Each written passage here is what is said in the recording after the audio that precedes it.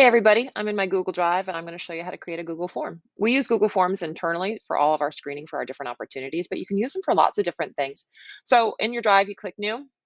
Google Forms is automatically in mine, but you may need to click More to find your forms. So you're going to create a new form if my internet wants to help us. And it's super simple. It sets it right up for you to start with. I'm going to create a form for, let's pretend it's an opportunity. So let's say I'm looking for help for a Freedom Maker. So there's my form title. It's going to show up here, and then that title automatically shows up here. We can change it here if we wanted to. Form description, I'm going to say Eleanor's new Freedom Maker, because again, I'm looking for a Freedom Maker. So it starts off with one question and then gives us all these options on how to add it. So my entitled question is going to be, do you like dogs? That's very important to me and my freedom. Do you like, not very, do you like dogs? So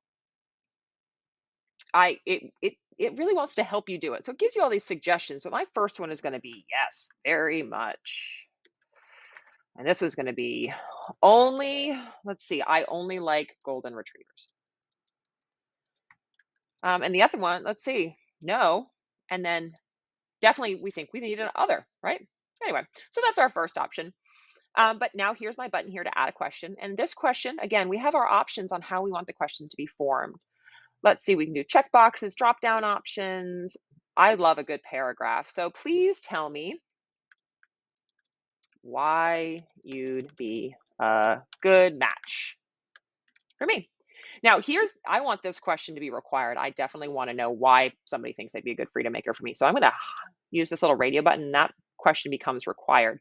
Up here, that question's not required, but you see that little asterisk? That's showing that this is a required question. Let's add one more. Again, all kinds of options. If we wanted to put a picture in here, like again, a picture of my dog. Does anybody have a good picture? Let's see if we've got anything. Anyway, but you could throw a picture in there if you wanted to say, is this your favorite kind of dog? Yes or no? All kinds of choices. Again, you could add a video if you wanted to, add all different sections. You can really customize the form as much as you'd like. Let's just add one more, and let's make it, I do like a good linear scale, right? So it's going to show up so people are going to pick. That's an option. How about how much do you like dogs? 1 to 5. No, hate them. And then love them. Let's see what this looks like. Okay, again, let's make that one required just for fun. If I wanted to duplicate the question, that's what this great button here allows you to do, so you don't have to recreate the same thing over and over all on your own.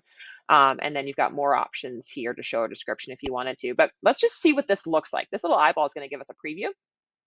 So here are all my options. Again, letting us know that that required field is for this one and this one. And there's that nice scale that we liked. Okay, so I think this form is great. I think this is ready to go. So I'm going to share it. You can individually send it to emails. You can share that URL link if you wanted to. However you want. You can even post it if you wanted to, if you were using this.